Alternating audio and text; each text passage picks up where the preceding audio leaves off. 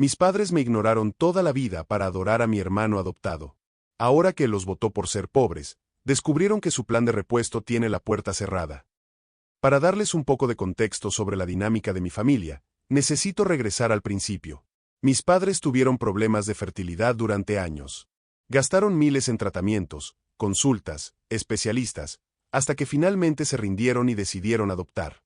Así fue como mi hermano mayor, a quien llamaremos Mateo, llegó a sus vidas. Mateo era el bebé milagro, la luz de sus ojos, la prueba viviente de que estaban destinados a ser padres. Toda la familia extendida celebró su llegada y mis padres se volcaron por completo en él. El problema es que, como suele ocurrir en estas historias con un cliché andante, un año después de adoptar a Mateo mi madre quedó embarazada de forma natural y sorpresiva. Así nací yo. Cualquiera pensaría que un hijo biológico inesperado sería recibido con la misma alegría, pero no fue así. Para cuando yo llegué al mundo, mis padres ya habían gastado toda su energía emocional, su capacidad de asombro y su presupuesto en Mateo. Crecí sintiéndome como un huésped no invitado en mi propia casa, el clásico hijo de segunda. No es que mis padres fueran monstruos abusivos que me encerraran en un armario, su negligencia era mucho más sutil y dolorosa. Era la negligencia de la indiferencia absoluta. Si Mateo quería jugar fútbol, mis padres le compraban el equipo más caro, contrataban a un entrenador personal y asistían a cada partido con pancartas. Si yo quería aprender a tocar la guitarra, me decían que buscara tutoriales en internet porque no había dinero para clases, a pesar de que ambos tenían buenos trabajos. Cuando Mateo cumplió 16 años, le regalaron un auto de segunda mano pero en perfectas condiciones. Cuando yo cumplí 16, me regalaron un par de zapatos deportivos y me sugirieron que buscara un trabajo de medio tiempo para pagar mis propios gastos. Todo en mi vida era una ocurrencia tardía. Mis cumpleaños se celebraban con una cena rápida en casa, mientras que los de él incluían viajes de fin de semana con sus amigos. Durante años intenté ganarme su aprobación. Sacaba mejores notas, ayudaba en la casa, trataba de no causar problemas. Pero nada importaba. Mateo era el hijo dorado, el que no podía hacer nada mal, incluso cuando reprobaba materias o se metía en problemas por destrozar el jardín del vecino. Mis padres siempre tenían una excusa para él. Es que tuvo un comienzo difícil en la vida, decían, ignorando el hecho de que lo adoptaron cuando tenía 6 meses y nunca le faltó absolutamente nada. A los 18 años me cansé de mendigar amor. Empaqué mis cosas, me mudé con unos amigos, conseguí un trabajo de tiempo completo y empecé a pagar mis estudios en clases nocturnas. Reduje el contacto con mis padres al mínimo indispensable. Al principio esperaba que notaran mi ausencia, que me llamaran para saber cómo estaba o si necesitaba algo, pero el teléfono nunca sonó. Con el tiempo acepté la realidad. Sané mis heridas con mucha terapia y construí una vida de la que me siento orgulloso. Tengo un buen trabajo, amigos increíbles y una paz mental que no cambiaría por nada. El conflicto actual comenzó hace unas semanas. Después de casi 5 años de contacto nulo, recibí un correo electrónico larguísimo de mi madre. En él me decía que se habían dado cuenta de lo mucho que me extrañaban, que la familia no estaba completa sin mí, que querían pedirme perdón por los errores del pasado y que les encantaría invitarme a cenar para reconstruir nuestra relación. Leí el correo unas 10 veces y sentí que algo no encajaba. Mis padres nunca admiten un error. Jamás. Mi sentido arácnido empezó a zumbar, así que decidí hacer un poco de trabajo de investigación antes de responder. Llamé a mi tía Clara, la hermana de mi madre, con quien siempre he mantenido una relación decente. Mi tía es de esas personas que no soporta la injusticia y no tiene pelos en la lengua. Le pregunté directamente si sabía por qué mis padres estaban tratando de contactarme. Su respuesta me dejó helado y al mismo tiempo me provocó una carcajada amarga. Resulta que Mateo, el hijo dorado, decidió buscar a sus padres biológicos a través de una de esas pruebas de ADN que están de moda. No solo los encontró, sino que descubrió que son asquerosamente ricos. Hablamos de gente con propiedades en múltiples estados y negocios internacionales. En el momento en que Mateo se enteró de la cuenta bancaria de su nueva familia biológica, empacó sus maletas y dejó a mis padres botados. Según mi tía Clara, Mateo les dijo en su cara que ellos solo habían sido una parada temporal, que nunca lo sintió como su verdadera familia y que ahora iba a reclamar el lugar y el estilo de vida que le correspondía por derecho de sangre. Mis padres quedaron devastados. El hijo por el que sacrificaron todo, al que le dieron todo el amor que me negaron a mí, los descartó como si fueran basura en el instante en que encontró una opción más lucrativa. Y ahora, al verse solos y rechazados, de repente se acordaron de que tienen otro hijo. El plan de respaldo. El premio de consolación. No respondí al correo. Simplemente lo marqué como leído y lo archivé. Pero sé que esto no va a terminar aquí. Conociendo a mis padres, van a intentar presentarse en mi trabajo o emboscarme en algún lugar. Escribo esto porque una parte de mí siente pena por ellos. Ser abandonado por la persona que más amas destruye el alma. Yo lo sé mejor que nadie porque ellos me lo hicieron a mí. Pero la otra parte de mí, la parte más ruidosa, está disfrutando de esta ironía cósmica. Quería compartir esto antes de decidir cómo proceder, porque sé que la confrontación es inevitable. Edición.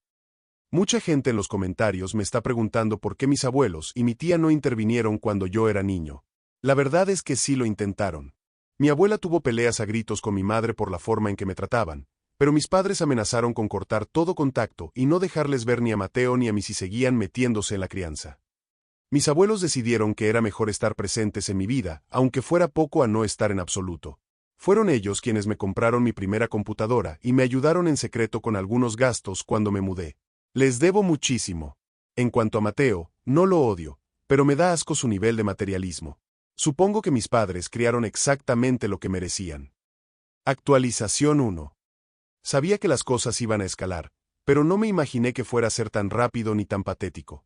Han pasado un par de semanas desde mi primera publicación y tengo novedades sobre el frente de batalla familiar. Sigo sin responder a los mensajes de mis padres, pero me he mantenido informado gracias a mi tía Clara, quien a este punto es básicamente mi corresponsal de guerra. Mis padres decidieron que la mejor estrategia para recuperar a Mateo era tenderle una emboscada. Sabían que Mateo iba a pasar por la ciudad para recoger unas cosas que había dejado en un depósito, así que convencieron a mi tía Clara de que lo invitara a almorzar a su casa, bajo la promesa de que solo querían entregarle un álbum de fotos de su infancia. Mi tía, conociendo el temperamento de Mateo y sintiendo un poco de lástima por mis padres, aceptó organizar el encuentro sin avisarle a Mateo que ellos estarían allí. Fue un error monumental del cual mi tía ya se disculpó repetidas veces. Según me contó ella, Mateo llegó conduciendo un auto deportivo que cuesta más que la casa de mis padres. Entró vistiendo ropa de diseñador y con una actitud de superioridad insoportable. Cuando vio a mis padres sentados en la sala de estar, ni siquiera se inmutó. Mi madre empezó a llorar inmediatamente, diciéndole que lo amaban, que estaban dispuestos a perdonar lo que había dicho y que la puerta de su casa siempre estaría abierta. Mi padre le rogó que no tirara por la borda 25 años de amor incondicional. Mateo los miró de arriba abajo como si estuviera viendo un chicle pegado en la suela de su zapato caro. Les dijo, con un tono completamente plano y desprovisto de emoción, que dejaran de hacer el ridículo. Sus palabras exactas, según mi tía, fueron: ustedes cumplieron su función cuando yo era un niño sin recursos. Les agradezco el techo y la comida, pero ahora tengo acceso a mi verdadera familia, personas que pueden ofrecerme un futuro real y no una vida de clase media estancada. No los necesito. Dejen de buscarme, me están avergonzando frente a mis verdaderos padres. Luego se dio la vuelta, se subió a su auto de lujo y se fue, dejando a mi madre teniendo un ataque de pánico en el sofá de mi tía y a mi padre llorando de rabia. Cuando mi tía me contó esto por teléfono, me quedé en silencio por un largo rato. La ironía es tan densa que se puede cortar con un cuchillo. Mateo les dijo exactamente lo mismo que sus acciones me dijeron a mí durante toda mi vida: no te necesitamos, eres un estorbo, nuestra verdadera atención está en otro lado. Mis padres están experimentando en carne propia el dolor del rechazo sistemático y absoluto. Mi tía me dijo que mis padres salieron de su casa destruidos y que mi madre no paraba de repetir: nos hemos quedado sin hijos. Eso me hizo hervir la sangre. No, madre, no te quedaste sin hijos ahora. Te quedaste sin hijos hace 5 años cuando decidiste que mi existencia no valía ni una llamada telefónica en mi cumpleaños. Ahora están redoblando sus esfuerzos para contactarme. Tengo el buzón de voz lleno de mensajes de mi padre diciendo que la familia debe mantenerse unida en los momentos difíciles. Sigo ignorándolos, pero tenemos el aniversario de bodas de mis abuelos el próximo fin de semana y sé que van a estar ahí. Estoy preparándome mentalmente para la tormenta. Actualización 2. Las cosas explotaron. Explotaron de una manera tan espectacular que creo que el eco todavía resuena en la casa de mis abuelos. Necesito escribir esto mientras tengo la adrenalina corriendo por mis venas porque todavía no puedo creer la audacia de estos dos individuos a los que llamo padres. El sábado fue el 50 aniversario de bodas de mis abuelos. Era un evento familiar grande, alquilaron un salón pequeño, contrataron servicio de comida y estaba toda la familia extendida: tíos, primos, sobrinos, gente que no veía desde hace años. Fui con la mentalidad de mantener un perfil bajo, celebrar a mis abuelos y salir de ahí lo más ileso posible. Sabía que mis padres iban a estar presentes, así que mi estrategia era el método de la piedra gris: ser cortés, dar respuestas cortas y no involucrarme emocionalmente. Todo iba relativamente bien durante las primeras 2 horas. Mis padres intentaron acercarse un par de veces, mi madre intentó abrazarme con lágrimas en los ojos, pero me alejé sutilmente y le di un apretón de manos frío. Se la pasaron susurrando entre ellos y lanzándome miradas de perro apaleado desde su mesa. El problema comenzó a la hora del brindis. La familia estaba reunida, la gente compartía anécdotas felices. Yo estaba de pie cerca de la barra de bebidas cuando mis padres se me acercaron de nuevo. Esta vez traían una actitud diferente. La tristeza se había transformado en esa frustración pasivo-agresiva que también conozco. Mi padre, con una copa de más, me puso una mano pesada en el hombro y me dijo en voz alta, para que varios primos alrededor escucharan. Es una lástima que tu hermano no pudiera estar aquí. Él sí sabe cómo alegrar estas fiestas. Aunque supongo que ahora se codea con gente de un nivel mucho más alto, ¿verdad? No como tú, que sigues en el mismo trabajo de siempre. Deberías intentar pedirle ayuda a Mateo, a ver si te consigue un puesto en la empresa de su nueva familia. Te vendría bien mejorar esa ropa. Me quedé congelado. Después de meses de fingir que yo era el hijo perdido al que tanto amaban y anhelaban recuperar, bastó un poco de alcohol y la frustración de no poder controlarme para que su verdadera naturaleza saliera a la luz. En medio de un salón lleno de gente, seguían comparándome con el tipo que los había desechado como basura, menospreciando mis logros y tratándome como el fracaso de la familia. La piedra gris se rompió en 1000 pedazos. Sentí como un calor me subía por el cuello. Me di la vuelta, aparté su mano de mi hombro y lo miré fijamente. El salón se había quedado en un silencio sepulcral porque mi padre había hablado lo suficientemente fuerte como para interrumpir las conversaciones cercanas. ¿Pedirle ayuda a Mateo?, dije, elevando la voz para que no quedara duda de lo que estaba diciendo. El mismo Mateo que les dijo en su cara que ustedes solo fueron un cajero automático temporal mientras encontraba a sus padres ricos.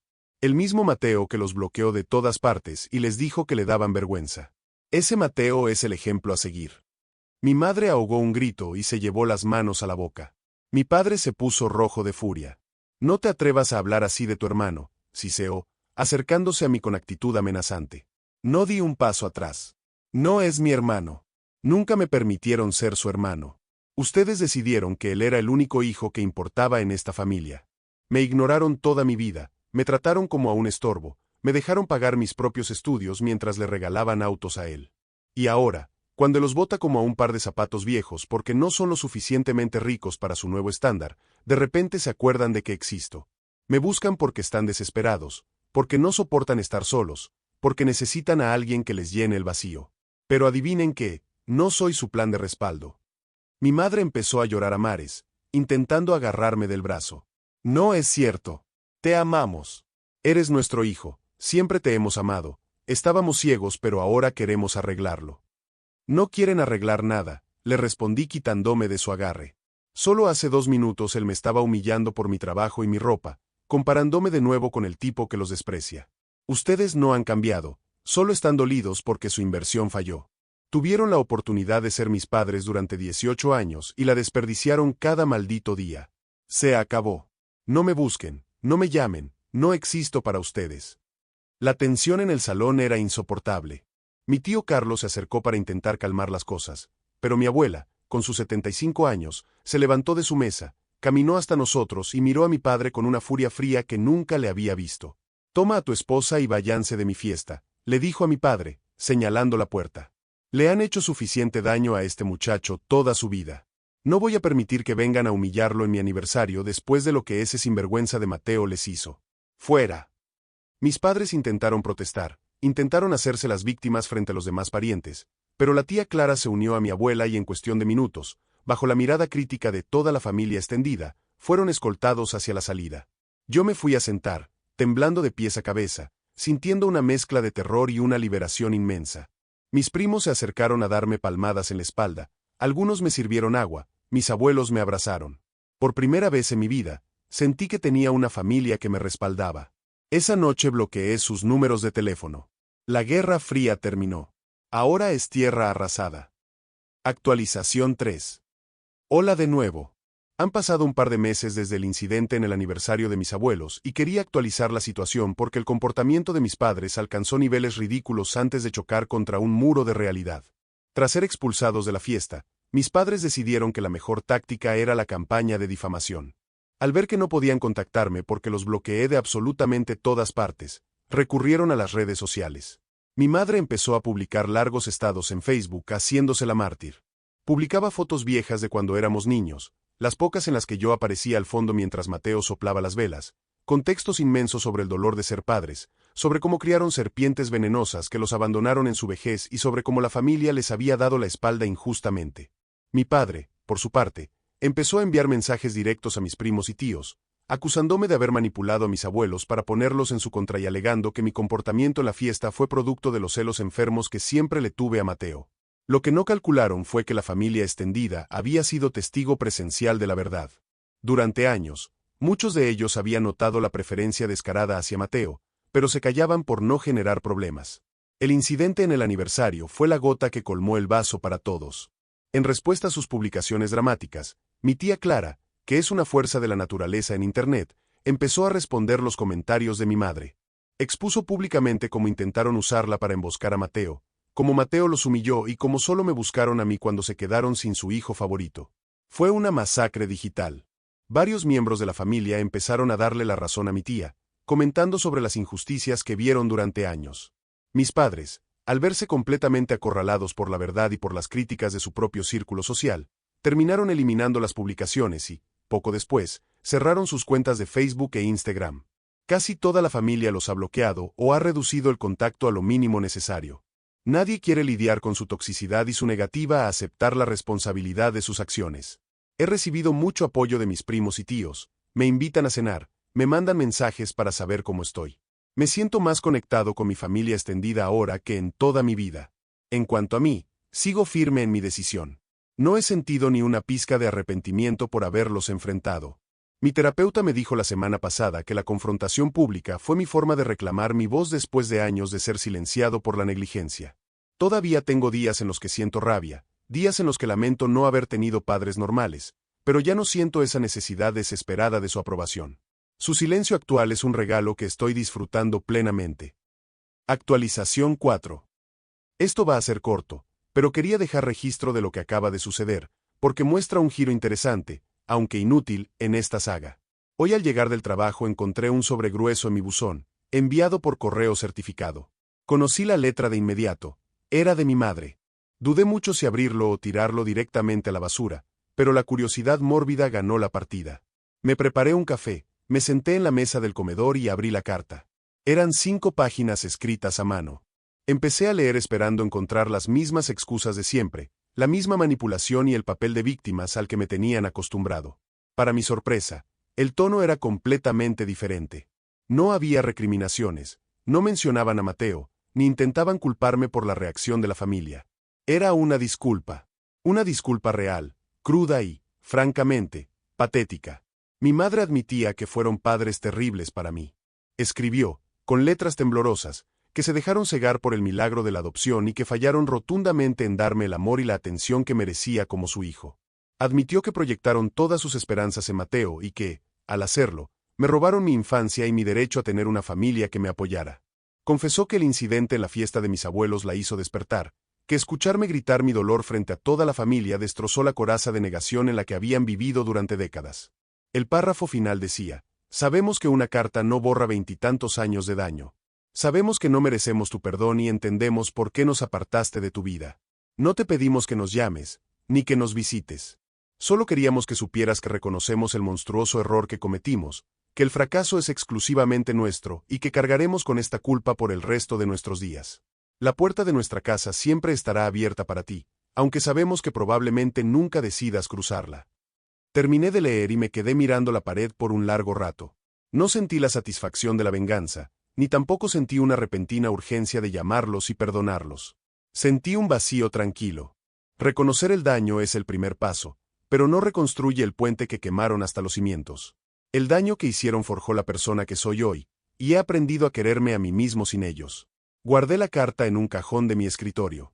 Es una prueba física de que no estaba loco, de que mis sentimientos siempre fueron válidos y de que yo siempre tuve la razón sobre la forma en que me trataban.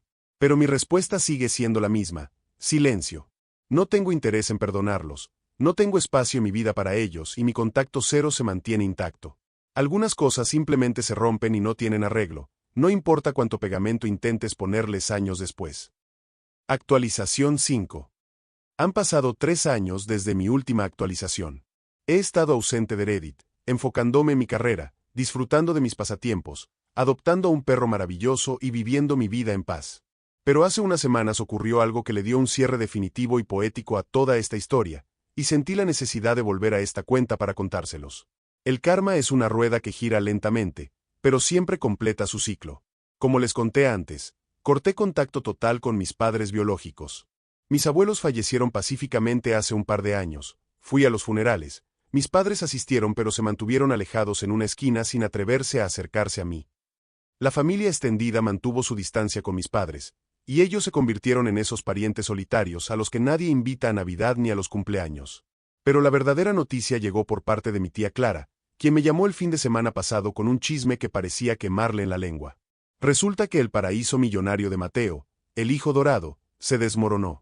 Según lo que mi tía pudo averiguar a través de una prima que seguía conectada con él en redes, la vida con sus padres biológicos se volvió una película de terror psicológico. Sí, eran asquerosamente ricos, pero resulta que tenían una razón muy oscura para buscar a Mateo con tanta desesperación. Aparentemente, los padres biológicos habían perdido a otro hijo, un hermano menor de Mateo que él nunca conoció, en un accidente trágico hace varios años. Cuando encontraron a Mateo, no lo vieron como un individuo nuevo para sumar a su familia, lo vieron como un reemplazo directo del hijo muerto. Empezaron a presionarlo para que vistiera la misma ropa que el hijo fallecido, querían que estudiara la misma carrera, e incluso comenzaron a llamarlo por el nombre de su hermano muerto en reuniones privadas. Mateo, que es egocéntrico y materialista pero no estúpido, aguantó la locura todo lo que pudo por el dinero, pero las cosas se volvieron insostenibles cuando le exigieron que se mudara a la antigua habitación intacta del hijo muerto y dejara a su prometida porque a nuestro niño nunca le habría gustado esa chica. Mateo tuvo una pelea masiva con ellos, tomó lo que pudo y huyó, siendo desheredado y bloqueado financieramente de la noche a la mañana. Al verse sin el dinero, sin la familia perfecta de revista y con su ego magullado, ¿adivinen qué hizo Mateo? Así es. El hijo pródigo intentó regresar arrastrándose a la casa de mis padres. Apareció llorando, diciendo que se había equivocado, que se dio cuenta de que los padres biológicos estaban locos y que ellos, sus padres adoptivos, eran su verdadera familia. Que extrañaba su amor incondicional y que necesitaba un lugar donde quedarse mientras se recuperaba del golpe financiero. Si esto hubiera pasado hace 4 años, mis padres lo habrían recibido con alfombra roja, una banda de música y le habrían cedido su propia habitación. Pero los años de aislamiento, el golpe de realidad que les di frente a toda la familia, y el resentimiento acumulado por el cruel rechazo inicial de Mateo cambiaron las cosas. Mi padre, el mismo hombre que le rogó que se quedara, le abrió la puerta y lo dejó hablar. Cuando Mateo terminó su discurso lagrimoso esperando el perdón absoluto, mi madre salió del fondo de la casa, lo miró con frialdad y le dijo: «Nosotros cumplimos nuestra función cuando eras un niño sin recursos. Tú dejaste claro que no nos necesitabas. Aquí no es un hotel para cuando te quedas sin opciones.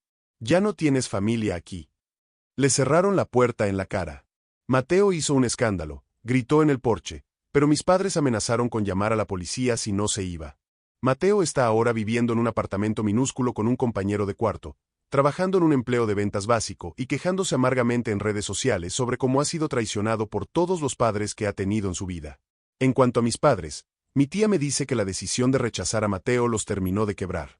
Están completamente aislados.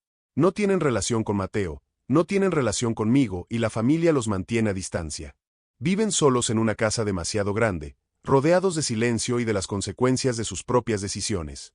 Tuvieron a 2 hijos y, por su propia hipocresía y negligencia, lograron quedarse sin ninguno. Escuchar todo esto no me dio alegría, no salté de felicidad. Simplemente me reafirmó que tomé la decisión correcta al alejarme cuando lo hice. El entorno en el que crecí estaba fundamentalmente roto. Yo rompí el ciclo al irme y negarme a jugar su juego. Hoy tengo mi propia familia elegida, un perro que se come mis zapatos pero me recibe moviendo la cola todos los días, y una vida que construí con mis propias manos, sin regalos, sin atajos y, lo más importante, sin tener que rogarle a nadie por amor. Gracias a todos los que leyeron esta saga a lo largo de los años y me dieron consejos. A veces, el mejor final feliz no es una gran reconciliación familiar, sino simplemente la tranquilidad de saber que cerraste la puerta correcta y tiraste la llave al mar. Hasta nunca, Reddit.